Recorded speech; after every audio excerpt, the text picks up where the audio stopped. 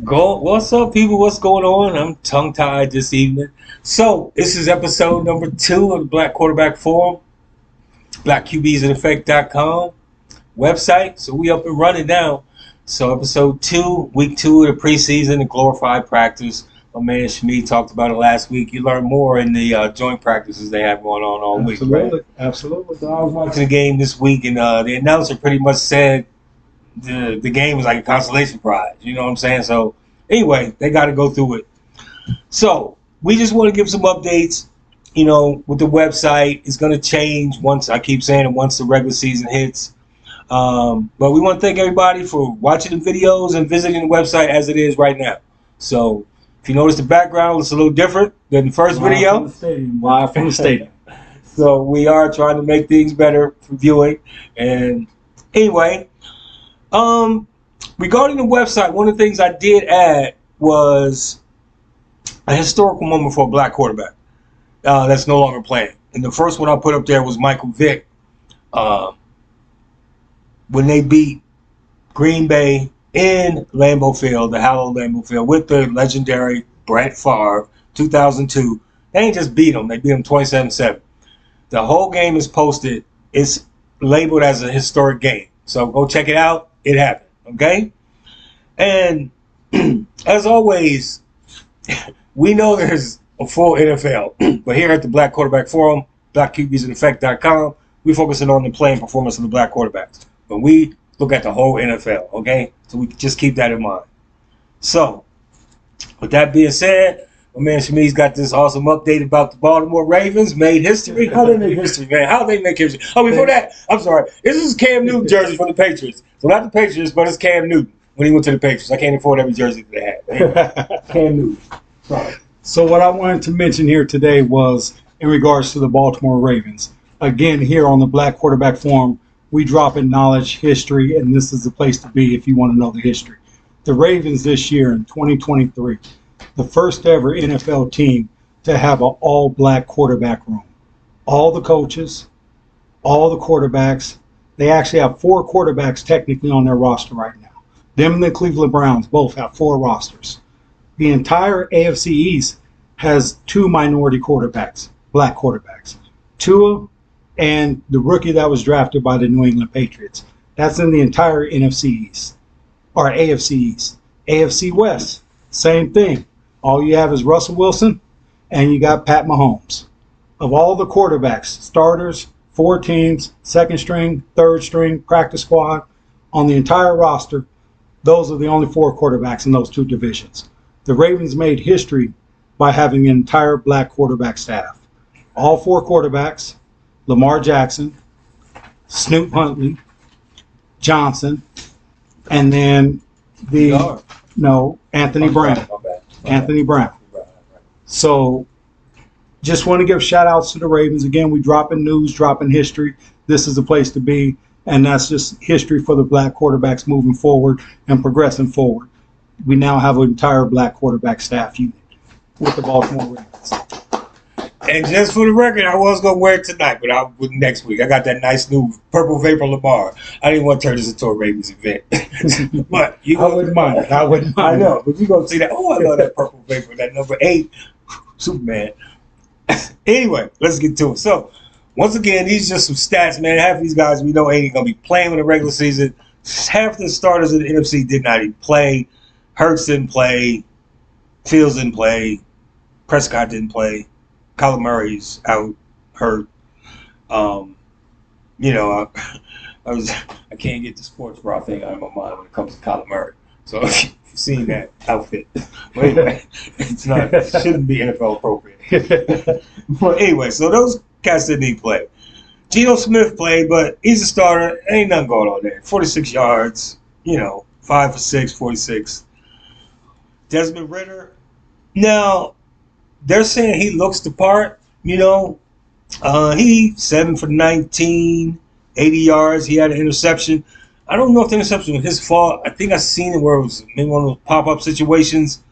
They say he looks the part, but once again, unproven. We will see, Bryce Young, once again, he looks like he can do it, right? He looks like he's got the timing and all that down. They just, once again, the offensive line. And to me, if that offensive line don't hold up, right, he's slight of build. He ain't the biggest guy. That could be a long season. And he's down a receiver and a running back. Wow. Sanders banged up and Chalk's banged up now with the hamstring. So let's hope they get him the blocking. But in the NFC, my man Jordan Love, I had a chance to buy his jersey. I should have bought it. It's only like $40 on some Etsy, but I was concerned it wasn't real. So anyway, he was 130 yards, 2 touchdowns, I think that's all his stats for the preseason. I'm sorry, it was 84 yards and 1 touchdown in his past game. But here's the deal with Jordan Love. If you followed the site so far, I've posted a few articles locally what they were saying about him. All I'm saying is give him a chance. He looks the part. And one of the things they pointed out with him is how other great quarterbacks have waited, on the bench a couple of years. They've seen things, and they get out there, and they succeed. So all I'm saying, let's give him a chance. I think this is his first full season starting. Let's just see what happens. That's pretty much it. Like I said, preseason glorified practice is what analysts said. Nobody wins a championship in August. So there you go. That's it. That is true. That is true. So go on, Chris. So here we go now with the AFC.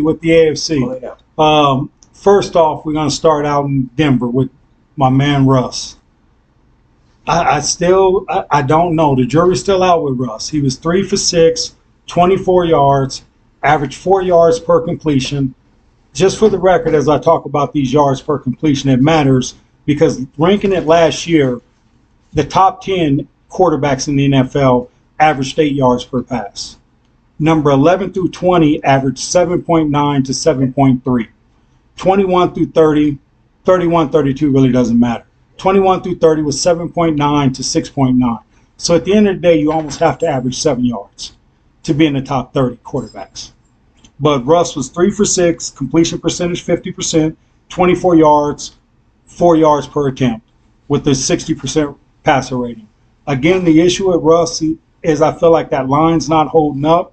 Even though they invested big money in that line's not holding up for him. He's got some banged up receivers, and this would be the second game that most of the starting offenses went into the second, almost to play the entire first half. So it's jury's still out with Russ to see. If it's, I'm sorry, I keep hearing all this that Peyton is the guy and that he's gonna fix Russ. So that's all I'm saying. I mean, I watch more football news than I've had in the past years, just because everything we're doing now. But not to. I mean, Peyton's career has been more built on quarterbacks in the pocket, and Russ is more of an out of the pocket quarterback. None of that matters, man. He's gonna. It doesn't matter. You got to put the quarterback in a position to be successful. Coaching, we'll get into it later. We'll get into coaching later. You got to put the quarterback in position to be successful. Know your personnel. Okay. I feel you. But second up, we got Pat Mahomes, played against the Cardinals. We missed Patrick Mahomes last week. He actually did play a couple series last week. But Patrick Mahomes is 10 for 15. Love to see that above 50, 60%. 105 yards, 7 yards per pass. Right there, not playing with starters, but you're right there where you should be at that 7 yards. You know what I mean? Even for preseason. In preseason, the stars got to shine because you're playing against backups and people trying to make the roster. Yeah, 1 touchdown with a 109 passer rating. No rushing attempts, which we likes to see. That O-line is holding up. He's got time. He can deliver the ball. The interesting fact, Tua came back and played for the Miami Dolphins. If you look at the stat line, you might think, But if you watch the game, you might think, if that makes sense. Tua was 5 for 7 for 61 yards, average of 8.7 per yards. His very first pass was intercepted. So if you take that interception away, he was 5 for 6 for 61 yards, which would have increased that passer rating probably to maybe a little bit higher. Now, the key to it is after that interception, again, as we talked about the joint practices, Tua, the Dolphins, and the Texans, I believe, is who he played. They had a joint practice. And you can tell by the stat line if you go back through it. After that first interception, Miami rattled off about 21, 24 points. and that's from the joint practice. But that next series, Tua completed 3 passes on 3 different third downs to keep the drive going, to drive them down to that touchdown. But at the end of the day, Tua ended up 5 for 7, 61 yards, 8.7 yards per attempt, with 1 interception. Next up is C.J. Stroud with the Houston Texans. C.J. Stroud's stat line, 7 for 12, 60 yards, again, 5 yards per average. The one thing about C.J. Stroud that I did like is he did look poised in the pocket. He wasn't jumpy, he wasn't running around. But again, as I talked last week, there's going to be the highs, there's going to be the lows. The first series, the first series, off that interception, Houston had it on a 1st and goal, and they ended up getting to a 3rd and 1 with the delay of game. The delay of game could be the coaching, it could be the quarterback not getting a play in. 50-50 to blame there. But on a 3rd and 1 from the 1-yard line, we can't have a delay in game. Then we go for it on 4th down, and we have an incomplete pass, which now turns into a turnover on downs. Now, the next series, he did come out and completed. He did good that next series. He came down, took him right down the field, and got him to a field goal. So the highs, the lows, the next series, we got a bunch of 3 and outs. And then he was done for the day. But again, there's a lot of work there in Houston, but I see the progression with my boy C.J. Stroud as he moves forward. Next up, Malik Willis. Probably the best sample size of any quarterback that played in week 2, because he actually played the entire game. He was 10 for 17, 85 yards, 5 yards per attempt, 1 touchdown, 1 interception. The key stat to Malik Willis was he had 11 rushes for 91 yards. A lot of those were QB scrambles.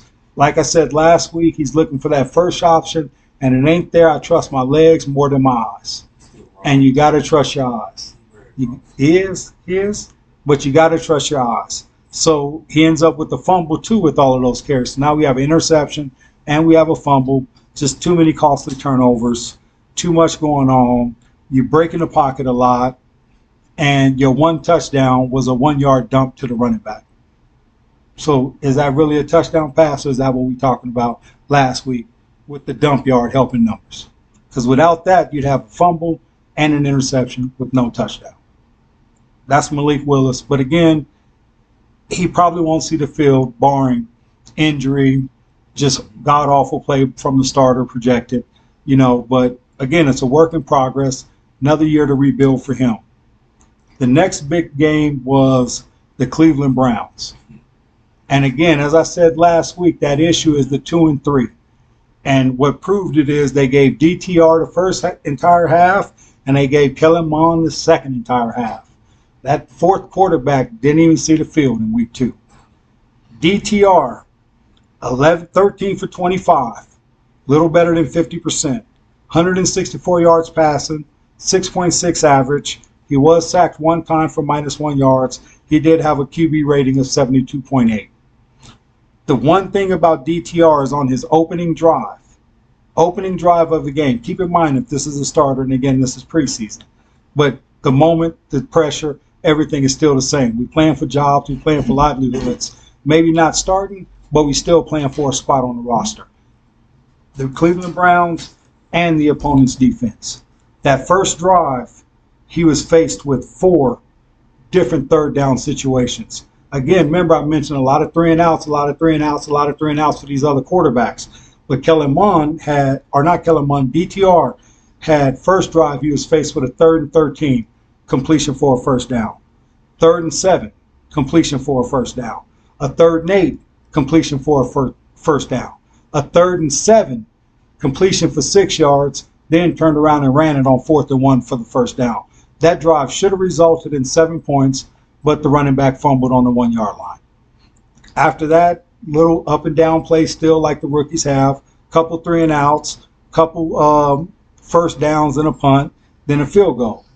Kellen Mond came in the second half, 12 for 24, at least that minimum 50%, 126 yards, 5.3 yards passing, sacked one touchdown with a QBR of 79.5. Didn't do too much because, again, that was a third string. You know what I mean? My main focus there was DTR. And then to finish we like up, DTR, huh? we do like DTR. We'll talk about that a little bit later. Where are you going to be playing? We'll talk about that a little bit later. Where are you going to be playing? But to finish it up, we have Baltimore and Washington. Baltimore, same thing. Lamar's not playing. Snoop's out, so they went with same kind of concept Cleveland went with. Josh Johnson got the first half. Anthony Brown got the second half. Josh Johnson was 10 for 12, 145 yards, average of 12 yards per carry or per attempt, 2 touchdowns to 1 interception. And that 1 interception actually probably should have been a third touchdown. But the cornerback took it from the receiver with a QBR of 121.9. Like, pretty much Josh Johnson moved that offense up and down the field just like a normal starting quarterback, which makes it frightening when Lamar gets there. Anthony Brown came in second half, went 6 for 10, 60%, 40 yards, 4 yards per catch or per throw, 2 touchdowns again, 1 interception with a QBR of 68.8. So between those two, they ended up against a Washington defense, which will be a formidable defense this year in the NFL. Trust me. That front seven is something to be reckoned with. And they ended up with 4 touchdowns, 2 interceptions, 185 yards passing on 22 pass attempts. NFC East. That's pretty efficient for an offense. The Baltimore offense and Lamar, it's going to be exciting to see what they got in store. It's going to be really exciting. The whole season. I cannot wait. We're going to have the most black quarterbacks playing in the NFL ever, people. That's going to be exciting football. Trust me, every Sunday. All right, so check it out. I got something I want to say about Dak Prescott and the Cowboys, right? So everybody, I heard a lot of talk about Dak this week. And the bottom line is Dak's basically got to win a championship game, right? Because Jerry Jones sets it up that way every year. When I say championship game, like Super Bowl, right? Or he's got to get to at least the NFC championship in some people's mind. At minimum. So I've heard some people say if he don't get to the Super Bowl, it's a failed season. I feel otherwise. I feel like if they make it to the championship game, that's a success because Dak has never been that far. And I'm going to break it down and show you, give you some statistics of other quarterbacks that started the same time as Dak, a white guy. And in his career, in my estimation, is better than Dak's. But if I'm going to throw the name out there and then see off the top, and everybody's like, well, Dak's got the better career. But when we break down the stats, and I got a whole lot of other stats. At first, I thought Dak had the best career. Right. But the name is Jared Goff. If you would say Jared Goff and Dak Prescott, who has the better career? Most people are going to say Dak Prescott. But when you break it down, if you just remember, Jared Goff lost to these New England Patriots. There's a reason. Maybe I had this jersey on. He lost to Tom Brady and the Patriots. Remember that? That was my first question in rebuttal. Wait a minute. Jared Goff made it to a Super Bowl, right? Jared Goff did make it to a Super Bowl. And so that means he's won an NFC championship game. Dak Prescott, he hasn't even sniffed the field of an NFC championship game. He don't know what that feels like. So if we want to talk about success in the NFL, if this is NFC championship, Dak is still down here. He ain't there yet. And Jared Goff, you're going to look at him like, wow, Jared Goff has the better career. Now, I've looked at all the numbers. They came in the same year, I believe, 2016, 7 years going on their 8th year. Goff has 25,854 yards to be exact. Dak has 24,945. You know, not much difference. Goff has 155 yards. 155 touchdowns. Dak has 166. 11. And Dak has played on the better teams, everyone would say. 7, 8 years. You're talking about 1 or 2 extra touchdowns. I know. That's what I'm saying. So, and then we had a crazy thing with the winning percentages. When Goff is 54, 45, and 1 tie. It's 54% winning percentage.